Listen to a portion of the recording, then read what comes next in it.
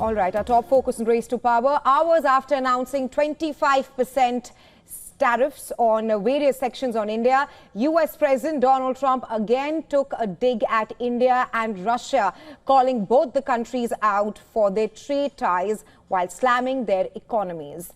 In a post on his own social media platform Truth Social, Trump launched a stinging attack on India. He wrote, and I quote here, "I don't care what India does with Russia. They can take their dead economies down together." Now, Trump has announced additional tariffs on India for its defense and energy imports from Russia. India has defended its purchases of Russian crude, stressing that its energy needs comes first.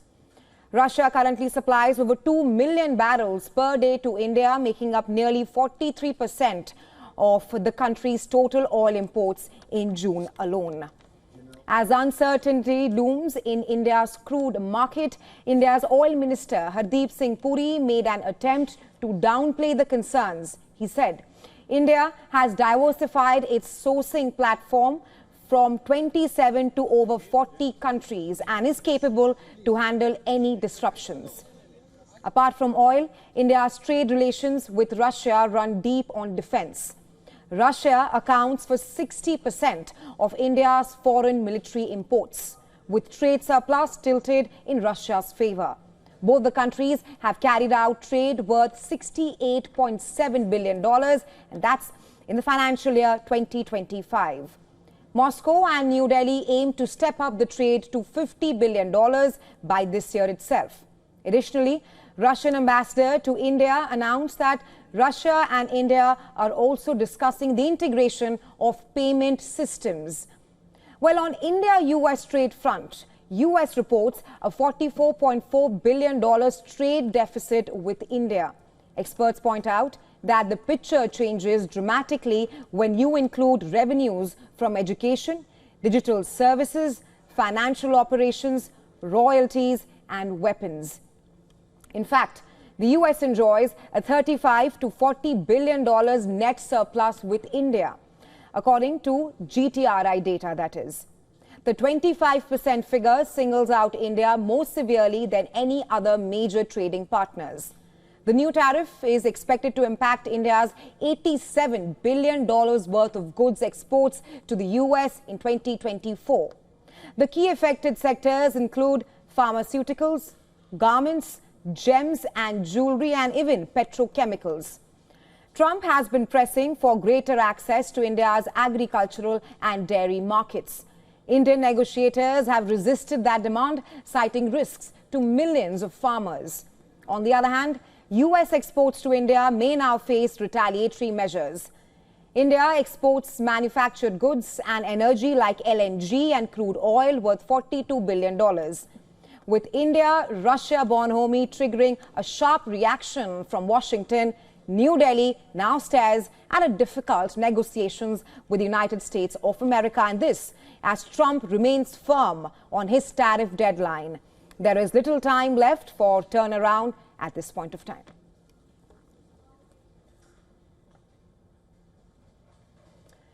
And for more on this, we're now being joined by a special guest, R. Gopalan. He's the former Secretary of the Department of Economic Affairs at the Ministry of Finance, Government of India. Welcome to Race to Power, Mr. Gopalan. First up, of course, how prepared is India, given the current circumstances, to face Trump's tariff? This will be a small dip in our ability to export for the time being, maybe about a couple of months or 2-3 months.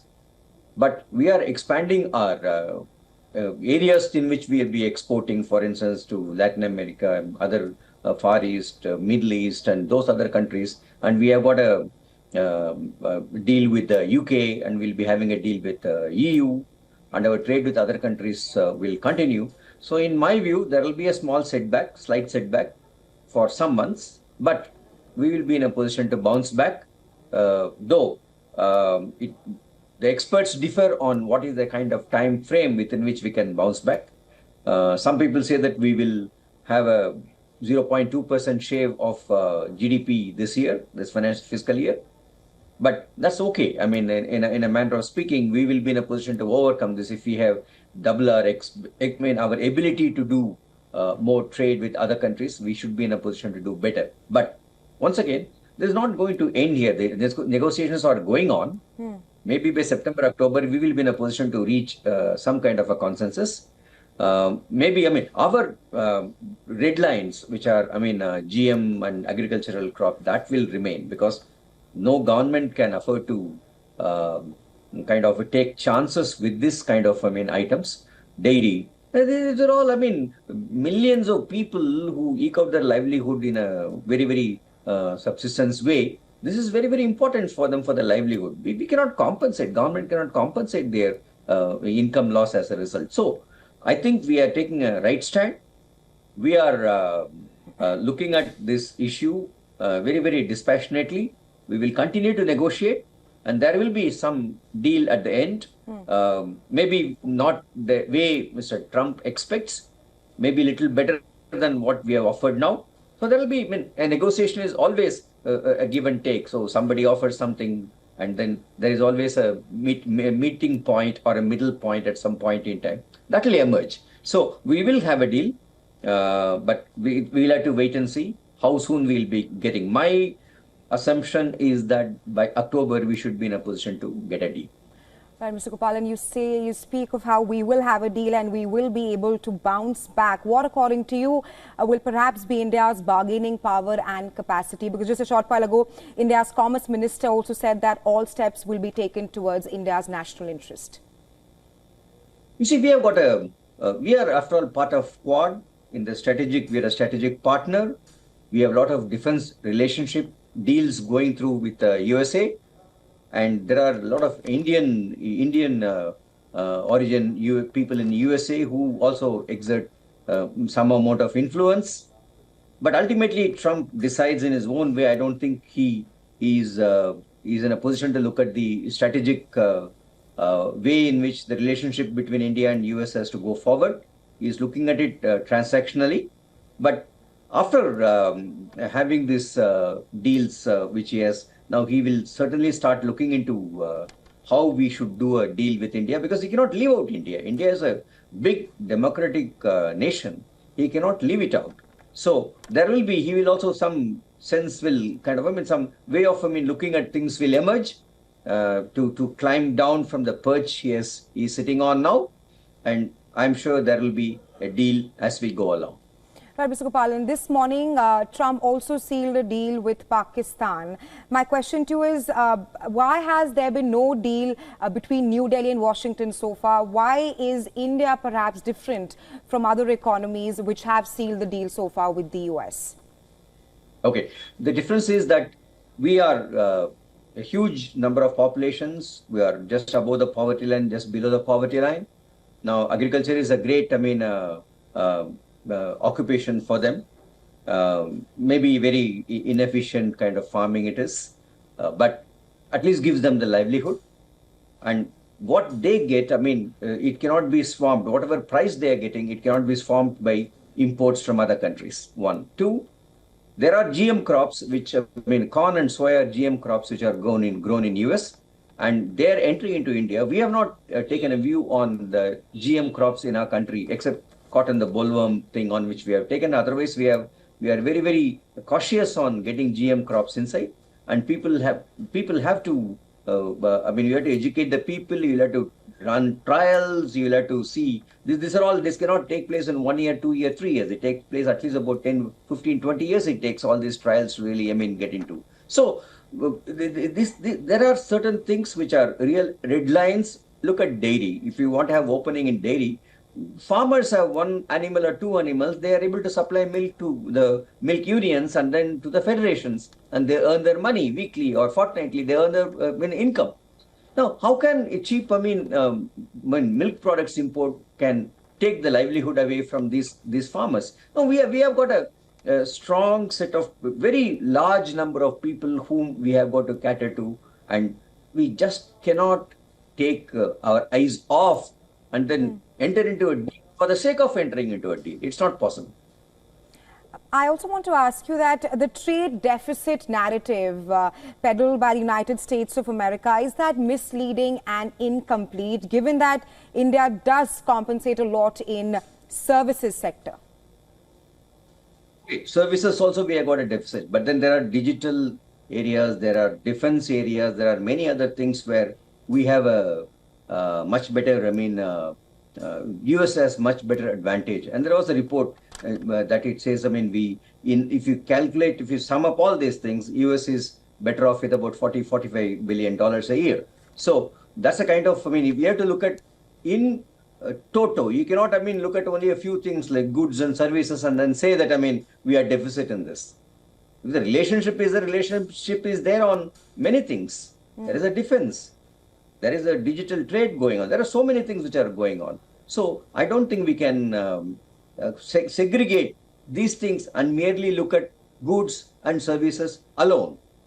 It is just not on. This is not the way to look at a bilateral relationship. My last question to you, Mr. Gopalan. Trump has this morning called Russia and India dead economies, and yesterday also said that he will be imposing a penalty on India for its ties with Russia. Do you think Trump's assessment of India right now, is that realistic? Well, probably, Trump thought probably when he said that he is going to slap a 25% duty on India, probably he thought, we will make, calls to him and kind of request him to not to do that and offering some more opening into our market. Probably we did not do, because all these things are discussed calmly in a negotiating table. It cannot be by some kind of a threat. You cannot say that, I'm going to offer you this market. Then people will say that, this country is prone to threats. We can threaten them. We'll be in a position to get things done in this country. And we are not. So we have seen, subjugated by colonial powers who have taken away, plundered and then taken away a lot of wealth from this country. We have seen all this. I think we have got a lot of self-respect in dealing with things. And we also know that we are on the right track. We are arguing very logically. We are pointing out what our difficulties are, and a negotiating partner should also appreciate our difficulties. It cannot be that, I am telling you that this is what you should do and you should, comply with. And that's not the way. That's not a negotiation. That being said, Mr. Gopalan, how optimistic are you regarding any outcome from the 6th round of US-India trade talks with the US delegation coming to India on August 25th? We will move forward, certainly. You see, the fact that, even having imposed this 25%, still the delegations are continuing talks means that there is a willingness to negotiate and then go forward. So let us have this, 25% for 2-3 months. Ours is a big economy. We are not going to lose much in this. But we'll keep our head straight and we will do negotiations in a manner which is good enough for the benefit of a lot of millions of people in this country. You just cannot, just because of one negotiation, we cannot trade away our, very, very strong domestic interests. We cannot do that.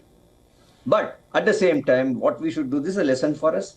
We should see that, we improve our economy by any means. We have got to do that. And make it competitive.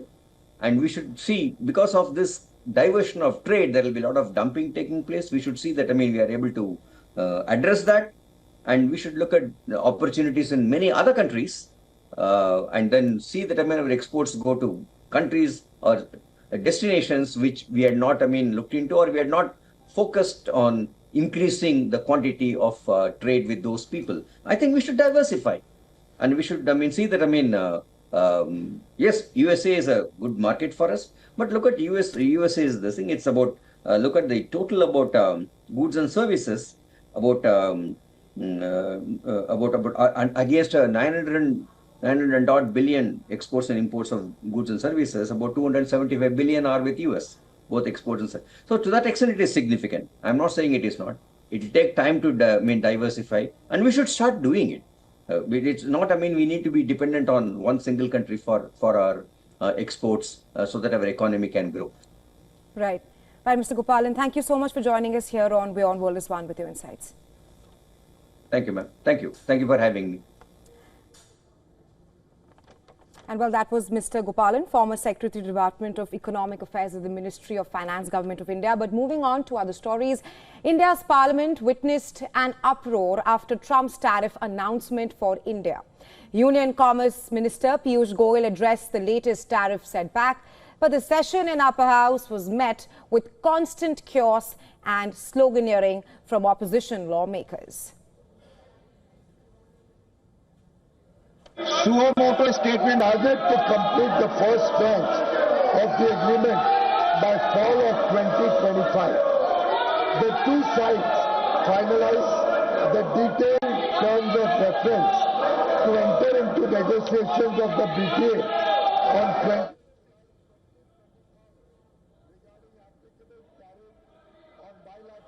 Goyal addressed lawmakers in the Upper House amid the session. He assured that the Indian government is speaking to all stakeholders to secure India's national interests.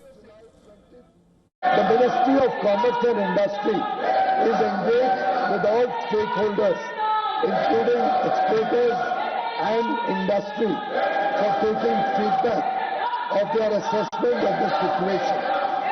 The government attaches the utmost importance to protecting and promoting the welfare of our farmers, workers, entrepreneurs, exporters, MSMEs, and all sections of industry.